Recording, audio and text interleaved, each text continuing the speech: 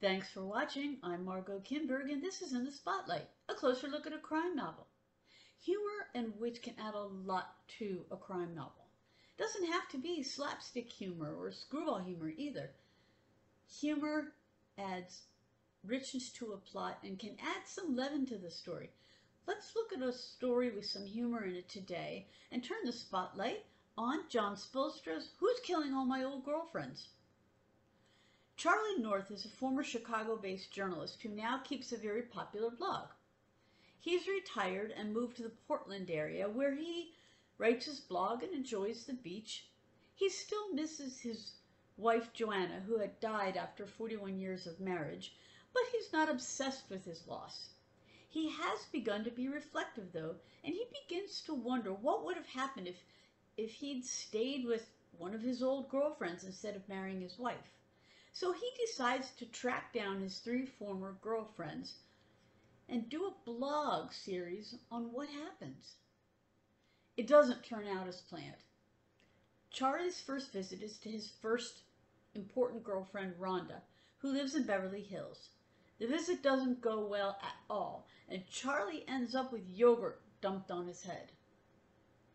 He writes up his blog post only to find that to his shock that Rhonda was murdered the night that he saw her. The police don't necessarily see him as the killer, but he is definitely a person of interest. Meanwhile, Charlie moves on to his next former girlfriend, Janine. Janine lives in Chicago, where Charlie used to be a journalist.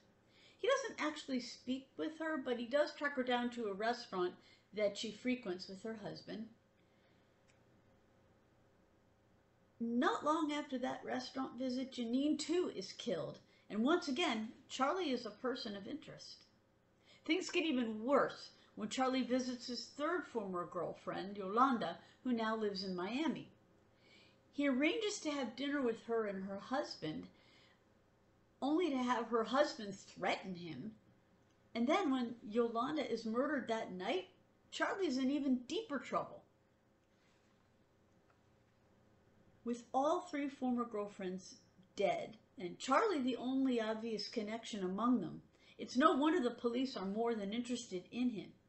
Charlie's going to have to find out who the killer is to clear his name. He knows he isn't the killer. It's not going to be easy though. For one thing, the victims' families do blame Charlie. He is a person of interest, and someone wants very much for him to take the blame for the murders and is happy to frame him. In the end, though, and with help from some friends, Charlie finds out the truth. So what are the elements in this novel? What holds it together? Well, this is the first of Spoelstra's Old Guys series.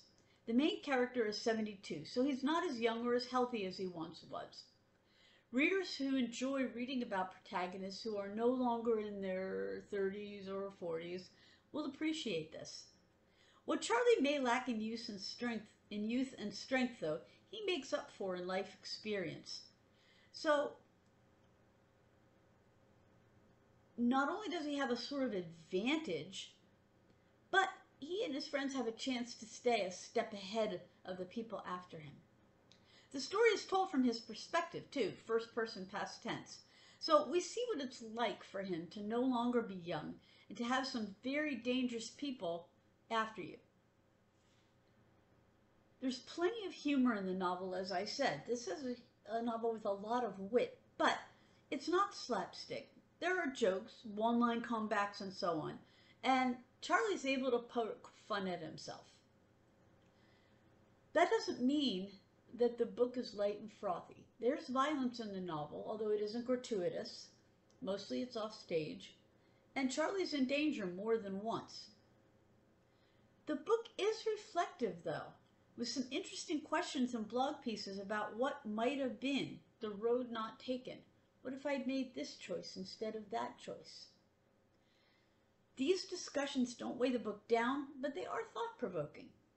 Who's Killing All My Old Girlfriends is a witty look at growing older and thinking back on life decisions, all the while trying to catch a murderer.